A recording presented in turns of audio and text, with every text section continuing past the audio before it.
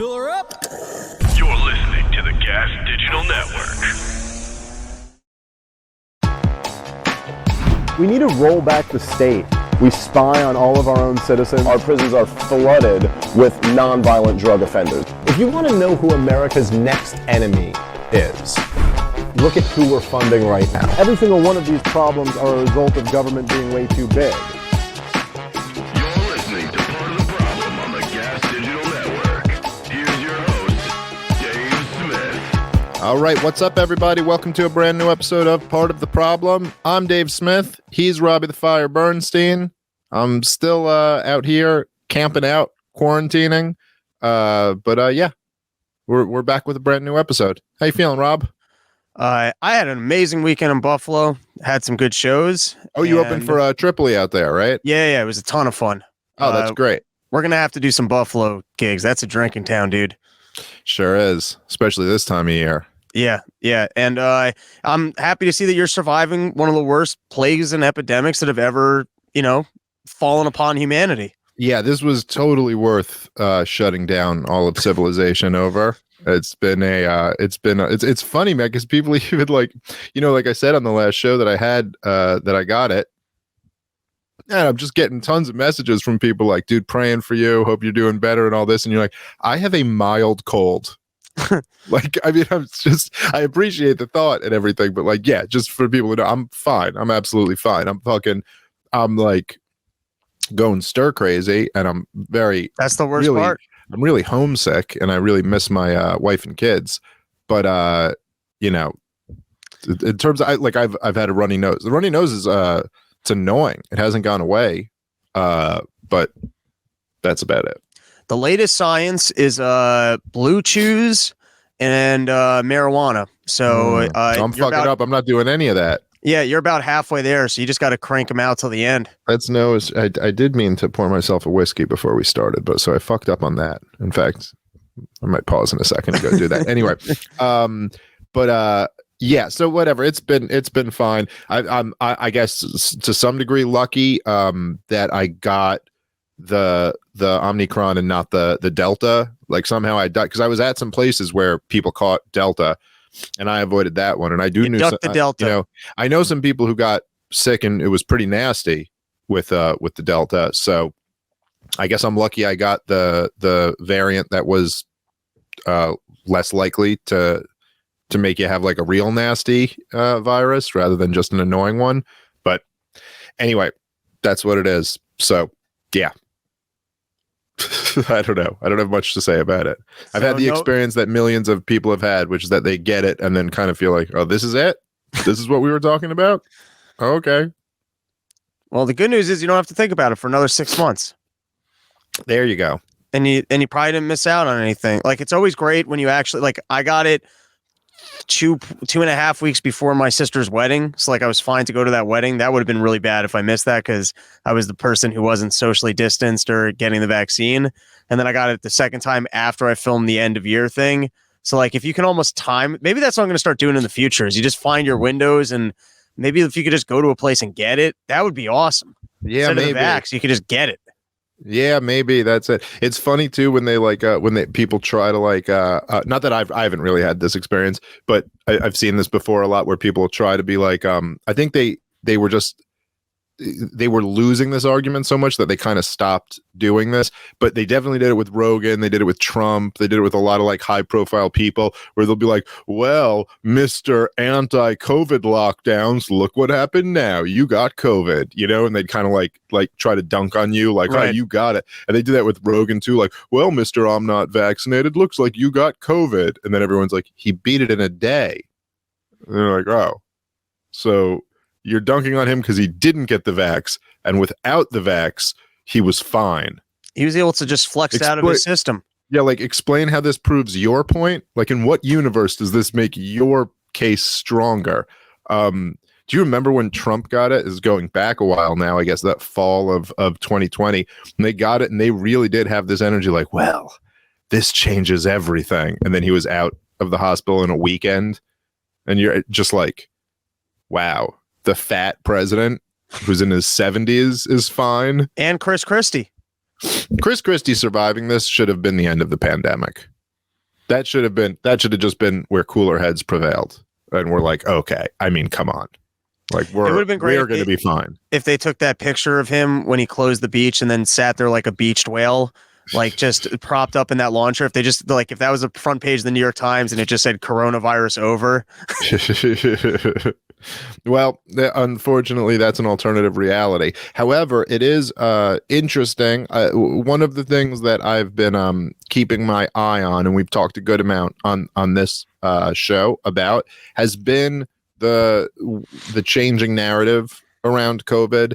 And it's always something I always try to kind of keep my eye on these things. Like, for example, just changing narratives, that is, in general. It's always kind of interesting. And it's why it's good to pay attention to even your enemies or your opponents sometimes. I've noticed, like, for example, right, in the Libertarian Party, now, I don't know if you follow any of this stuff at all. I think you don't really care about Libertarian Party drama as much as you do just about, like, you know, the economy and shit like that. But there was this narrative for a long time, like the opponents of the Mises Caucus, their narrative was the Mises Caucus will never win because they're just so awful that they won't attract people. And in fact, They didn't realize the power of the caulking. They had no idea. They had no idea. Now, in fact, when I debated one of the most, I don't know, high profile, it was not very high profile, but it was like a Cato staff writer, this guy Andy Craig, who I debated on Lines of Liberty back last year, I guess it was. And he said in the debate, he was like one of the guys in the Prague caucus who it was anti-Mises caucus. And he said, he goes, you guys are just awful people, and that's why you're going to go on to lose all of the internal elections, and you'll keep losing. Like, basically, you're never going to take control of this party. And he's since left. He quit the party because we just started winning everything. And now I watch even the enemies of the Mises Caucus. The narrative is now, once they get control of the party, they're going to destroy it. And you're like, oh, that's kind of interesting. That's interesting. That's a very different narrative than they'll never get control of the party. You know what I'm saying? Like, and so people kind of have this natural tendency to, when they see the writing on the wall, start protecting themselves with the narrative that they create. And I've seen a lot of this with the COVID stuff. As people kind of start, once they realize that they're like, well, this narrative is going to be transparently full of shit, they start changing it. And in general, I've just been wondering for a long time, I think a lot of us have, a lot of the politics of 2020 was knee-jerk reactions, you know? Well, if Trump said something, then the people who hated Trump were going to be opposed to that. And if Trump said something, a lot of the people who supported Trump were going to be for that. And that was just like, that describes, you know, not 100% of politics in America, but like a very large percentage, like 80% or something like that is described by just that phenomenon. But we've kind of talked about for a long time, you're like, after so long of this COVID stuff, even amongst, say, liberals, there's got to be some people who start to really not like this, who are like, who want to get back to life. Now, disturbingly, there are a lot of people who don't, who are quite happy to just live this way. But there still are some people who you got to think are going to want to find an out, to find a way out of this. And that's why I found this, these, I didn't watch the whole thing, but these clips from Real Time with Bill Maher, who had Bari Weiss on as a guest. I found these really interesting. She's too Jewy to be watching the whole thing. You got to go with clips. Yeah. It's a lot. It's a lot. And that's coming from us. That's a Bernstein just threw that at you. All right. So, you know, you really got to get your shit together when you're hearing that from a dude who went to yeshiva in Israel or something, right? Didn't you? Something like that. No, you did. Well, that's the thing. It was overexposure. So now it's like I've already hit my max capacity for how much Jewiness I can tolerate in a lifetime. So like I'm just instantly, irritated. No, I'm done with COVID. I'm done. It's like I went so hard on COVID. I remember. Sprayed the Pringles cans that I bought at the grocery store, stripped my clothes off because I thought COVID would be on my clothes. Like, I did it all. I watched Tiger King. I got to the end of Spotify. Like, we all did it, right? And No, we didn't all do it. well, here's the thing. A lot of us did do it. And then we were told, you get the vaccine. You get the vaccine and you get back to normal. And we haven't gotten back to normal. And it's ridiculous at this point. I know that so many of my liberal and progressive friends are with me on this, and they do not want to say it out loud because they are scared to be called anti-vax or to be called science denial or to be, smeared as a Trumper. I'm sorry, if you believe the science, you will look at the data that we did not have 2 years ago. And let's pause it. Let's pause it right here. So, Rob, I'm curious to get your take on this because I bet you have a similar feeling to me as we're pretty much on the same page with this whole COVID insanity. And it's very hard for me to not have two distinct feelings about this as I watch it. And I want to be the bigger person and just go with the first feeling that I have, which is like, great and welcome to the team. And thank you for saying this on a platform like Bill Maher, which does still, I don't know the exact ratings, but I believe Bill Maher gets about 1 million views an episode or something like that. That's nothing. That's a big audience. And and it's a progressive audience, at least mostly. And that's really great that someone could say this. And it's really great. It's very encouraging to hear her say this and get a good reception from the crowd. It just starts to make you wonder, like, wow, what percentage of people who consider themselves like liberal Democrats or progressives or whatever are open to this message at this point? So anyway, first and foremost, I don't want to even say the second part of this because I feel like, man, you have to, if we ever want to get past this, then it's probably never going to come with a, hey, progressives, liberals, you have to admit you were wrong and we were right, and put your tail between your legs and walk the walk of shame and all of this. It's like, no, that's probably just going to get more people to dig their heels in, rather than, I think what you'd rather do is allow them to have some narrative that they were right the whole time. However, I'm not quite big enough to do that. So there is also the part of me that's just like, isn't there something a little bit annoying about going like, well, look, it's like, believe me, I was all in on COVID. I was spraying down my groceries and I was stripping off my clothes, and we all did this. And then Bill Maher, to his credit, puts his hand up and goes, no, we didn't. We didn't all do this. And there's something about, again, I shouldn't even be doing this. I'm only doing this for our crowd because you know me and you know us. I'm instructing you. Don't do this if fucking liberals are getting good on this issue. But just between us, it's a little annoying that you brag about how all in you were to then be like, and I don't want to be smeared as a Trumper just because I'm coming out and saying this now. And it's like, another way of phrasing that would be like, you were wrong about all of that stuff. That was stupid to do at the time. And it's just a little bit frustrating for people who were right about this stuff to hear someone go, but you know what? We do follow the science and we have the data now that we didn't have then. And it's like, when's then? You're coming around pretty late at this point to where the data leads you. The data led you to oppose lockdowns at least by April, May the latest of 2020. We're in 2022. You're like, to act like, well, I was completely right to be doing all of that stuff, but now we have this brand new data. Specifically, tell me what data it is that just came out. When exactly did following the science start leading toward this? Because from what I understand, Bari Weiss was like real on board with the COVID train for a while. Anyway, that's all petty. Let all that stuff go. Congratulations. Welcome to the side of sanity. It's so great that you were wiping down your groceries for a while. And thank you for announcing that you're done with this. All right, guys, let's take a second and thank our sponsor for today's show, which is IPVanish. Very happy to have them back on the show. IPVanish has been a longtime sponsor of ours. Great to have them back with us. Let me tell you about IPVanish.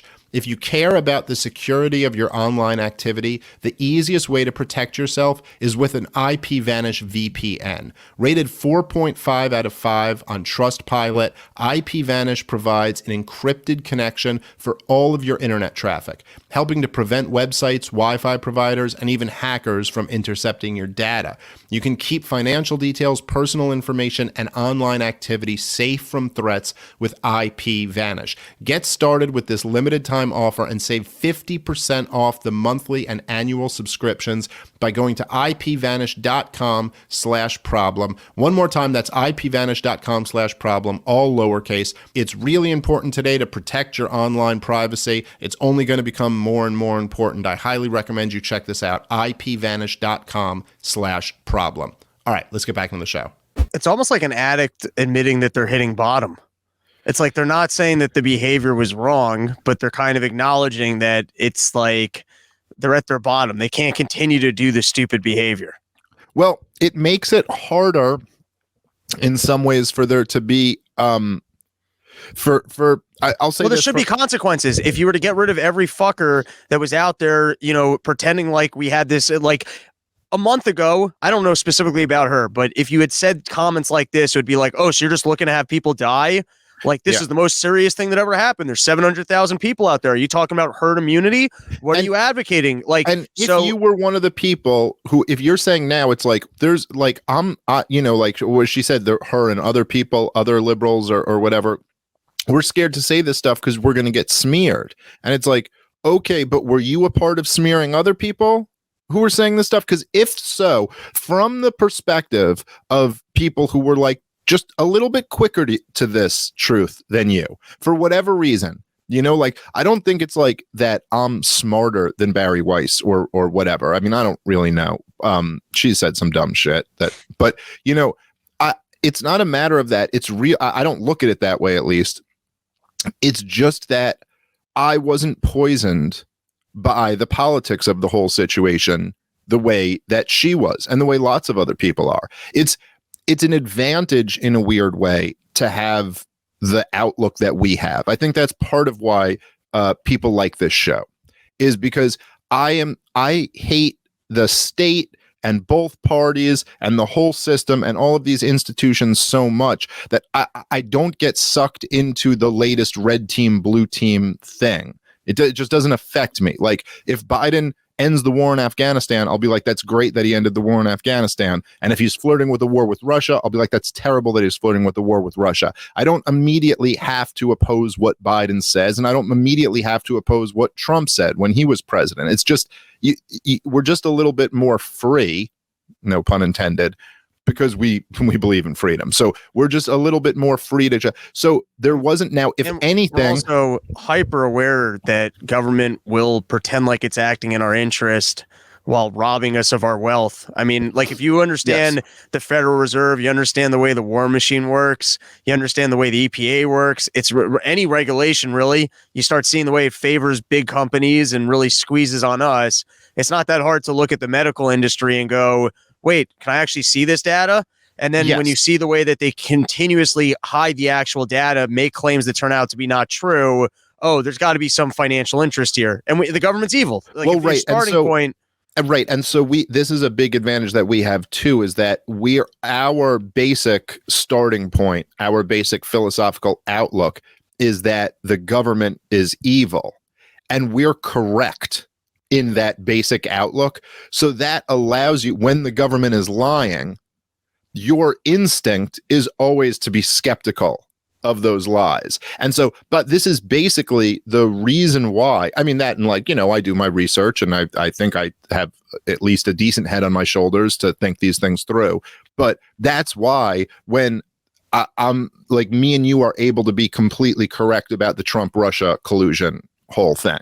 Because as soon as the CIA starts coming out and saying all of this stuff, our instinct is like, can I see some evidence for that? Like, wait a minute, everyone's just trusting the CIA? No, sorry, that's not, like, I'm inoculated against that faith in the CIA.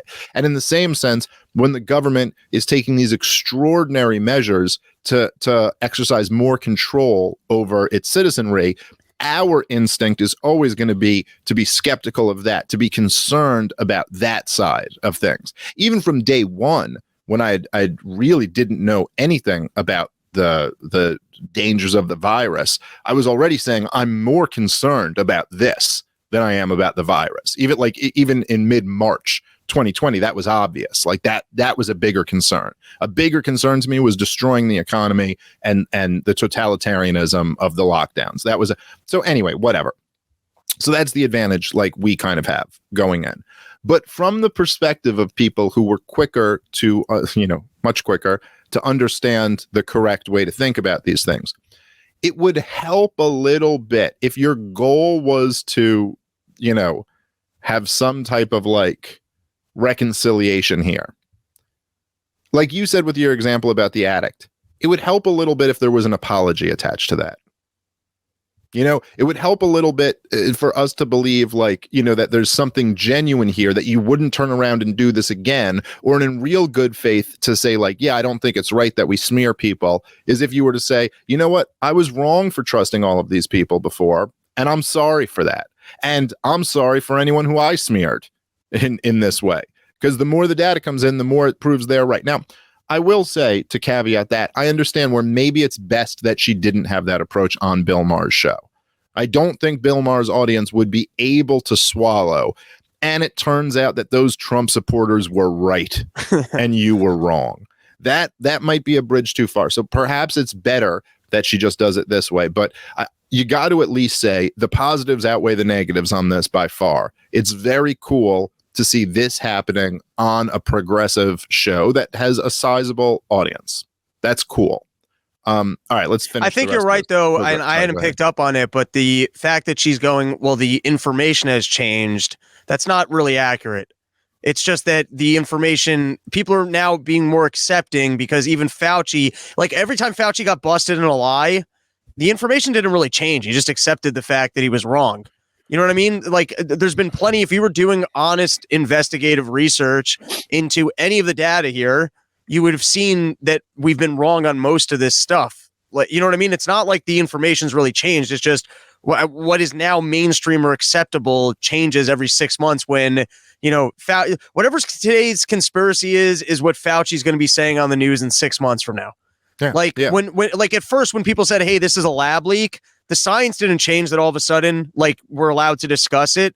It was that they weren't able to keep that story under wraps for long enough. So, like, for you to stand, I don't know specifically, like, or on the mask thing, when Rand Paul said 6 months ago, hey, these masks aren't really working, you could have looked at the science, and the science hasn't changed. It's just what people are willing to report, it has changed. So no, that's right. And so many of these progressive outlets just slammed Rand Paul for saying that. And Fauci himself, as he was testifying in that Senate committee, he slammed Rand Paul. Masks absolutely work. You don't know what you're talking about. Now that's okay. Now we're allowed to say all of that stuff.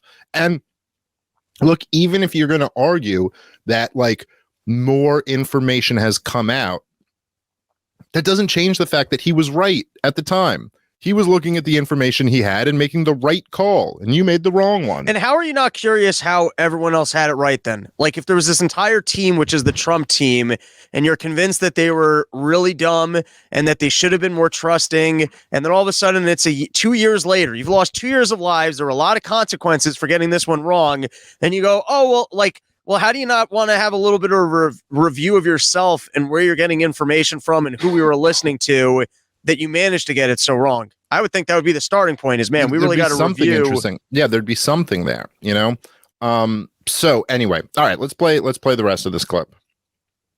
You will look at the data that we did not have 2 years ago, and you will find out that cloth masks do not do anything. You will realize that you can show your vaccine passport at a restaurant and still be asymptomatic. Can you pause? You got to pause. Because this actually really irritates me. So why do we take those actions without evidence that they did work? Yeah, why would you allow government to impose and take away freedoms on the suggestion that something could work? And then now that we have the evidence that it never did, like, where's that conversation of why are we just going to allow government to have emergency powers or throw just really nonsensical things into our lives without very clear evidence of the utility? It's like if a surgeon, it's like if you came into the hospital claiming about like abdominal pain and the surgeon like opened you up and performed some like stomach surgery on you. And then they go like, well, now the evidence is, seeing as how you still have the same pain, the evidence is in that wasn't the correct surgery to perform. It's like, well, isn't the onus on you before you perform the surgery to have some type of reason to believe that, like, with a high degree of certainty that is necessary? Like, how is it just like, well, we didn't? And I really hate this thing where she goes, look, we have data now that we didn't have 2 years ago. And it's like, oh, that's a very convenient cop out. Yeah, what data? Yes, that is true. 2 years ago, there was not a pandemic. So yes, that's true. 2 years ago in January of 2020, there was COVID was officially, I think maybe it had just gotten, like, the first documented case might have been in America. But so yes, you're right. We didn't have evidence. We didn't have data that we had then, right? You kind of, this is all fuzzy now over these last 2 years. It's like all of a sudden today it started that we have more of this data to look at. It's like, well, was it there was it there by April of 2020? How about the summer of 2020? How about the fall? How about the winter? How about the beginning? How about the 4 quarters of 2021? Which one of that? Because we actually did, like, if you want to say, instead of 2 years ago, let's say 1 year ago, we did have a lot of data in. And me and you were talking about it quite a bit on this show.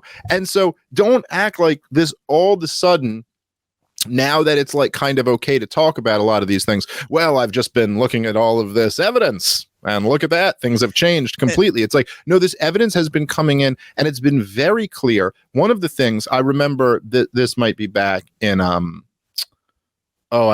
maybe in April of 2020. One of the things that became very clear right away was who this virus was actually killing. That became very clear. The olds and the fats. Yes, right away it was very clearly it was sick people, and that's disproportionately are old. But that was very quickly revealed, like, who this was actually killing, and that never really seemed to be like very clearly articulated to the American people. Coronavirus was almost like a mercy rule in a sports game. Where it was the people with only 1 year left to live, and it was like, right. let's call it a little early. Right. So it was just like, no, there's actually quite a bit more to this than and things like, certainly like outdoor masking, certainly like all of these enforced precautions at schools, lockdowns, so many of these things were obvious right away. The hospitalization numbers, the death numbers, all of these things, like, it was obvious for a very long time. And to the point you were getting at before, it's like the people who really, it's like, forget even us, because whatever, we've been able to survive this whole thing, at least thus far. But there were people whose, like, careers and reputations were seriously damaged and or destroyed over, things like, doctors early on opposing the lockdowns, being whistleblowers about what the overuse of ventilators that was actually killing people. There were people who were talking about the lab leak theory. There were people who were talking about vaccine effectiveness. There were people who were talking about, like, a ton of these different things. Therapeutics. And like, it was, and I'll tell you, like, it was pretty obvious pretty early on. I mean, at the absolute very least, by the summer of 2020, at the latest, the absolute latest, it was very clear that you don't have to be a genius to understand that you had these examples like Sweden and Florida and South Dakota and places like this, that you were like, look, they're not doing what they should be doing, way worse than their counterparts, and they're not. And this was a huge issue. That was why they were so demonized in the corporate press, because they had to be to explain this away. And they were always predicting doom and gloom around the corner. And then it was like, yeah, no, none of that actually ever came. And so again, not that there wasn't like a problem with COVID there, but that it just like, if you're going to justify all of these policies, it would have to be much, much worse in those areas. And so again, it's just it's hard. In some ways, I'm venting, and this is not the best way to handle this shit. But there is something that's kind of hard to listen to about. No, I think you're right. I think without, like, imagine stock pickers. If you had one stock picker over the course of a year who's getting every single trade right and he's making a ton of money, and the other guy's losing everything and all of his clients are going broke. So you're going to switch. You're going to go with the guy who keeps getting things right, and you're going to take your money away from the guy who keeps getting things wrong. On every one of these issues, there are scientists that did call it right. Like, take a simple one that they just flipped on, which is keeping schools open. And there have been significant consequences of kids with the remote learning. There's no question about that. There's some kids that are going to have some fucked up psychology from having been home or from having not learned from here. There's no question that there were consequences from kids that were doing the remote learning. I remember there was a Newsweek article 6 months ago, and by the time this hit Newsweek, that meant that, like, think about how many people were in trouble for having these opinions. Like, Newsweek was already but it was that death rate's lower than the flu, and there's no evidence that there's high transmission amongst kids. Yeah. And it was in one paragraph. That's 6 months ago. So who was the doctor who noticed that then? And why aren't we giving him the job to start figuring this shit out and firing the people that 6 months ago made the wrong call? How are these people, even if you want to give them the benefit of the doubt and don't, they're murderers. They've, I'm telling you, like, they're therapeutics that could have helped people. Like, they've done the worst things ever to humanity for their own profit. But, like, let's just imagine that they didn't do that and we're just making mistakes. Well, then how are we not doing a review here of the people that got this right on every one of these? Like, someone should just be putting Rand Paul in charge of the CDC and going, oh yeah, if we look back at all these videos that we're making fun of you for, you were right on all these, and look at this, you actually got a medical degree and you understand the way government works. You know what? Fuck the NIH, CDC, Rand Paul's in charge. Well, listen, I'll tell you the reason why I keep kind of like apologizing for it, even though I can't help but go down this path, and just to go down the path before I even get into that, it's like, and just like the people, some type of like, hey, we should like apologize and reward the people whose lives were ruined. Hey, like Twitter should reinstate some accounts that they banned over this shit. You know what I mean? But aside from that, the truth is that what we got to do is try to rise above these things and go, look, I understand wanting justice, you know, and justice is like, we want all of the people who did the wrong thing to somehow pay a consequence, and we want all the people who did the right thing to somehow be rewarded, you know? But before we can get to wanting justice, we want an end to the injustice. So the most important thing is that we want to end this insanity, and we want to get back to a normal society. So the most important thing is we want to end the COVID regime. And what I think that libertarians and right-wingers and stuff, what they have to realize is that, like, there's going to have to be a left-wing component to that in order to end this shit. Now, I suppose you could argue that, well, there could be places like Florida, there could be little like areas where you cut out that maintain a high level of freedom as compared to the rest of the COVID, you know, totalitarian states. And that's true. But that's still a pretty unstable environment as long as you're in a union together, or even if you're not and you're just neighboring these areas, it's still better off for all of us if the COVID regime falls. And in order for that to happen, you're going to have some people who vote Democrat wake up to how crazy this shit is. So I'm very happy to see this. It's just hard to not make all of these points. All right, let's play the rest of this clip, because then I got another clip from Bill Maher's show that I want to watch as well. Ago, and you will find out that cloth masks do not do anything. You will realize that you can show your vaccine passport at a restaurant and still be asymptomatic and carrying Omicron. And you will realize, most importantly, that this is going to be remembered by the younger generation as a catastrophic moral crime. The city of Flint, Michigan which is 80%, I think, minority students, has just announced indefinite virtual schooling. In the past 2 years, we've seen among young girls a 51% increase in self-harm. People are killing themselves. They are anxious. They are depressed. They are lonely. That is why we need to end it more than any inconvenience that it's been to the rest of us. I think it's a pandemic. It's like at this point, it's a pandemic of bureaucracy. It's a pandemic of bureaucracy. All right. So, I mean, look, great point. She's making great points all around. And I tip my hat to her for that.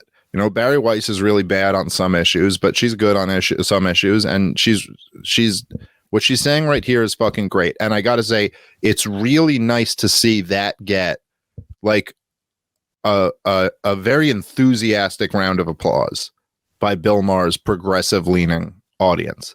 That's an encouraging sign that maybe, dear God, maybe at least in some ways we still live in the United States of America, and there's still some, you know, like there's some group of people who are waking up over all this shit.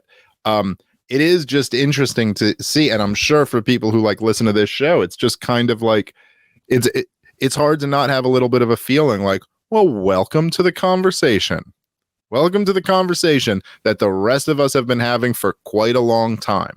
It's really interesting. I got to say, it's fascinating in a way because, like I said, like I grew up, you know, watching Politically Incorrect, Bill Maher's old show before Real Time. And, you know, like there's no matter how much the show grows or like our careers grow or anything like that, being on doing these, you know, internet shows and I guess there's still always, as much as I know that they're all like lying, blood-soaked monsters, you know, there's something about it that's just so crazy to see when the establishment people start saying the things that we've been saying forever. I mean, it's like, this is, you know, if you listen to this show, it's like this idea that's just like, oh, but you know, when you're vaccinated, you can still have and spread the virus. You're like, wow, that is brand new information. Like, thank you so much for, this is crazy. It's like, a full year at least behind where the rest of us have been. But welcome to the conversation. It's good to have you here. I guess you know, if this thing does fall, I would have a little bit of suspicion, you know, with how I would treat these people who came onto it very late and are now leading the charge. I'd be a little bit more trustworthy of people who were saying it when it was somewhat dangerous to say. The one thing that does make me hopeful about all this is if you look at Cosby, Epstein, the greats. Yeah, exactly. Who was the Hollywood producer also who went down? Weinstein. Another Jew guy, Weinstein. Sometimes like you get these institutions of power, but when the wheel turns and it becomes acceptable to start reporting on it unwinds fast. I'm kind of hopeful that the wheel's starting to turn on the COVID stuff, that as they start, people like this are reporting, hey, this doesn't make any sense. Well, I mean, how much longer does it take before more people are going like, well, why are we doing all this stuff that makes no sense?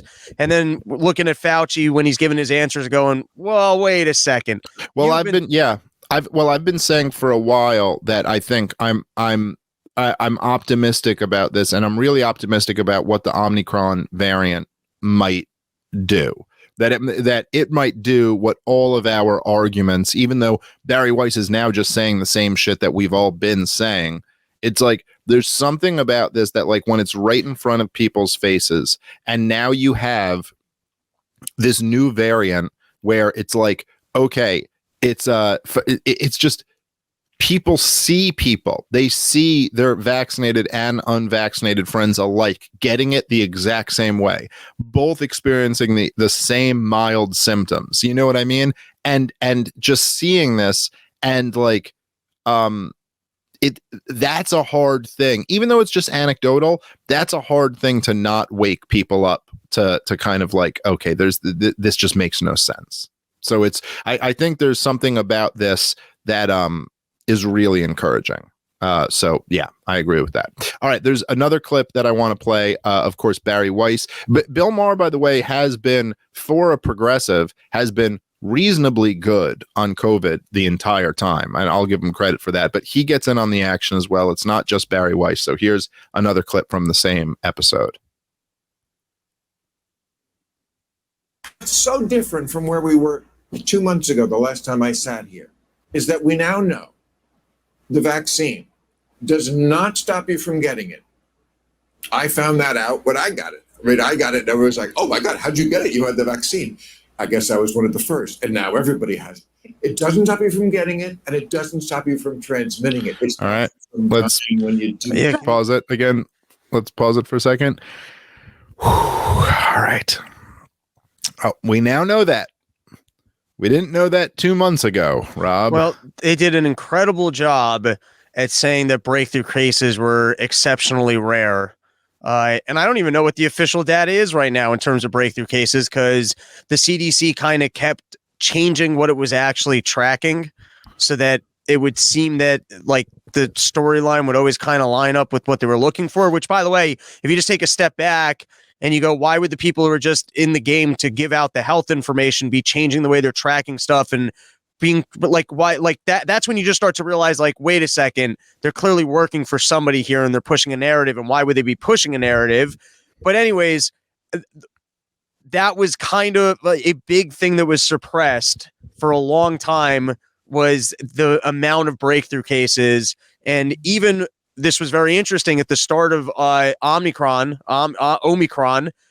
they overstated how much Omicron was going on in America because they didn't want to admit to breakthrough cases. So like they were saying like it was 95%, and then they changed it to 55%. I don't even think, then they finally just accepted, like they don't kind of give you numbers on breakthrough cases, just accepted that you'll get it. But magically the less deadly variant, the vaccine's is going to be what saved you from getting more sick without any like, I mean, I haven't seen recent breakthrough numbers for like because they're still saying that most of the hospitalization and deaths are unvaccinated, which maybe it's hard to validate. How exactly are you measuring those unvaccinated? You know, but this is what's great. Like, you know, before they would have even said, well, Bill, you're the single breakthrough. Like, so, you know, it's still working. You were just the unlucky single vaccinated person. But I think just enough people have seen their vaccinated parents, friends. I mean, 85% of the country, I believe, is vaccinated at this point. So like, where are all these cases coming from? Yeah, no, that's right. That's it. And anyway, so look, I just like it's hard to even hear the, like, we now know what we didn't know 2 months ago, when you're like, but then how come we were talking about it 8 months ago? You know, like, but okay, but fine. Regardless, it's cool to hear this on Bill Maher's show. So let's keep playing. Also, wait, just thinking that something can never happen until it happens to you, that's called being stupid. Right? Like, I to think of it like, if you thought that you can never get a flat tire until you get a flat tire and go, oh, I guess flat tires exist, I should be prepared for this. Who knew?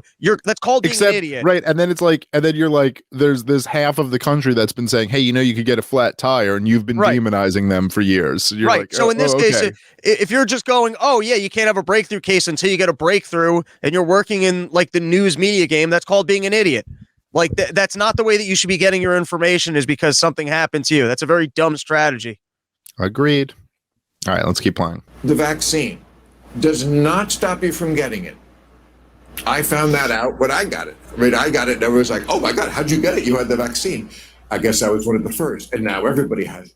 It doesn't stop you from getting it, and it doesn't stop you from transmitting it. It stops you from dying when you do get it. Yeah. So okay. That's a pretty good reason to take the vaccine. But I'm not saying it's not a good reason.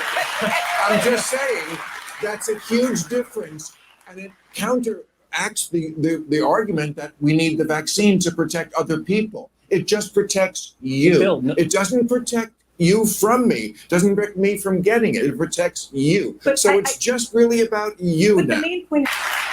And about the science, you know, the people, this is, I think, where Democrats look bad. Like, we're the people of science. And then a lot of what they do has nothing to do with science, like suggesting you wear masks outside. There's no science to that. Or preschoolers having to be fitted for special KN95 masks. Or that the virus can get me when I'm walking in a restaurant, but not when I'm sitting down. Exactly. I mean, You know, there's so much mindless bureaucracy. I think like Kyrie Irving can play on the road, but not home games. It's just stupid. The Supreme Court just ruled on this, and when we found out what some of the justices said, they were listening to NPR all the time. exactly, it showed that they were just like every other liberal or conservative. They all listened to their own media zones. And Sotomayor said we have over 100,000 children in serious condition, Yes. and many on ventilators. At the time, there were fewer than 5,000. She also said it was a blood-borne virus. Blood-borne virus? It was. I mean, that's really ignorant for a Supreme Court But it justice. So don't be we're the people who believe in science, but you don't have the facts. I read this before, like 41% of Democrats last year thought that over 50% of people who got COVID were hospitalized. But it was less than 1%. But I'm sorry, if you're watching cable news all day, Right. that's what you're going to think. There is. Okay, so let's pause it right there. I got to say, it's pretty interesting to see. I mean, this literally, like, it reads like one of the writers on Bill Maher's show listens to our podcast and was just giving him talking points directly from it. Now, of course, I don't mean to like be narcissistic myself about this. Obviously, there's a lot of people who have been really good on COVID this whole time. All right, guys, let's take a quick second and thank our sponsor for today's show, which is Paint Your Life. Making new memories in a new world. I've found the best way to hold on to those memories is by turning them into art that lasts forever from paintyourlife.com. If you want to celebrate some of your favorite memories with your family, with your friends, with your colleagues, check this out. Paintyourlife.com is a great idea for gifts. This is the type of thing that your wife, your girlfriend, your mother, your sister is just going to love, okay? You can turn a painting into a beautiful piece of art. Get a professional hand-painted portrait created from any photo at a truly affordable price, or combine photos of people or places you love into one painting. Choose from a team of world-class artists and work with them until every detail is perfect. Their user-friendly platform makes it easy to order a custom-made, hand-painted portrait in less than 5 minutes. It's fast. You can receive your first portrait in as little as 2 weeks.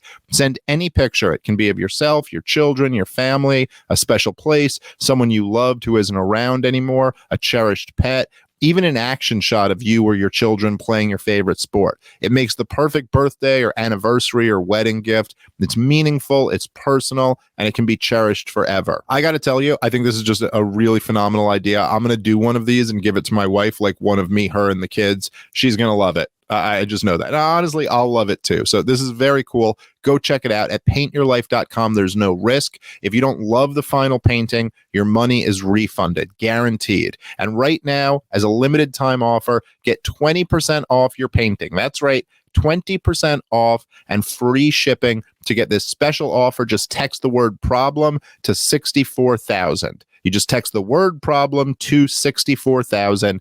Text problem to 64,000. Paint your life. Celebrate the moments that matter. Terms apply. Available at paintyourlife.com/terms. Again, text problem to 64,000.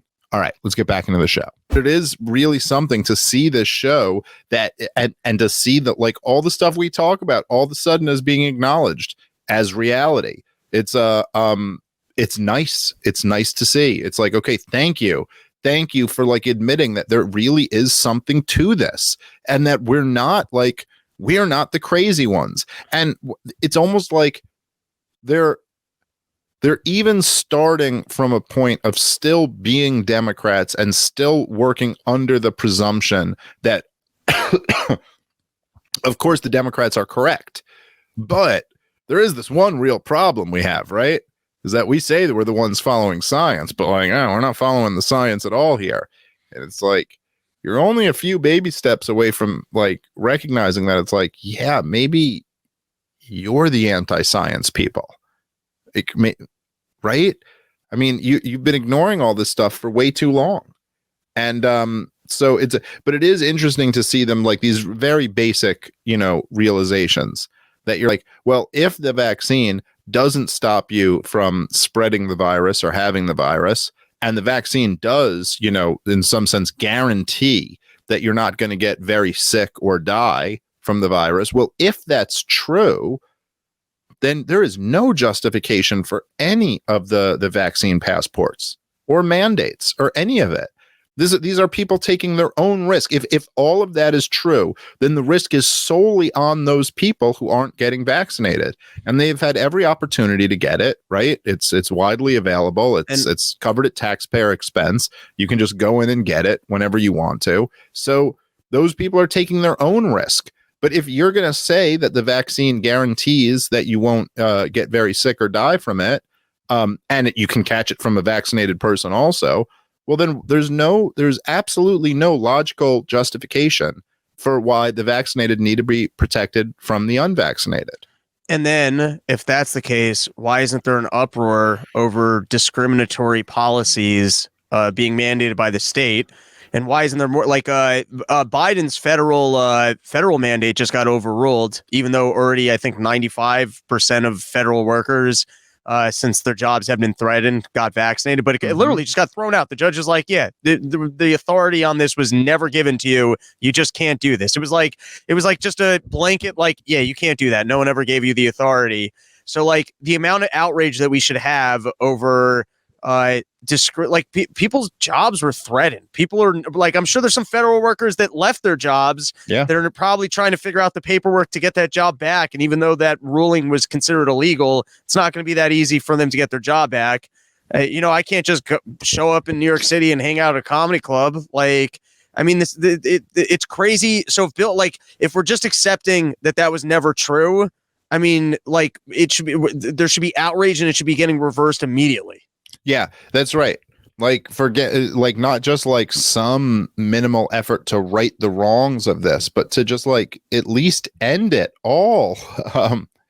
Anyway, it's really just something to watch the liberals kind of catch up. But I got to say, overall, I'm really encouraged by this, and it's like this is a really good sign. It's a really good sign to see them like realizing that this just doesn't add up, and it's destroying too many people's lives, and that this needs to end. So I am encouraged by all of this. Here, let's keep playing a little bit more of this before we wrap up. But I'm sorry, if you're watching cable news all day, Right. That's what you're going to think. There is misinformation, and not just on podcasts and the internet. It's also on cable news. Right. The Democrats are supposed to be the party of the little guy, right? At their best, that's what they're about. You know what the Democrats are now comfortable with, or seemingly comfortable with? A two-tiered system in which the haves get to go into a restaurant, laugh with their friends for hours, and the people serving them are masked and wearing gloves. Or they get to walk, as AOC did, at the Met Gala, while in the background the staff look like they were in The Handmaid's Tale. I mean, this is a look that is unbelievably detrimental to them.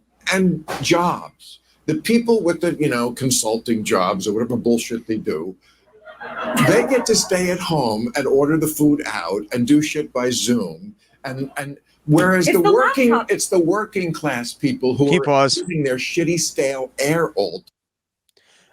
This is a huge point, and it's such a, liberals should really have to swallow this pill, is that while they pretend like they care about the poor, the people that were concerned about this virus are your middle class, upper middle class, liberal fucks who were able to work jobs where they stayed at home, and they were able to impose on the poor and working class of this country that they wouldn't be able to work their jobs for their personal safety while they stayed. So for all their fucking talk about caring about the poor and caring about the working class, they imposed on those people that they wouldn't be allowed to go to their jobs while they were able to keep their jobs because they're that was for their own security.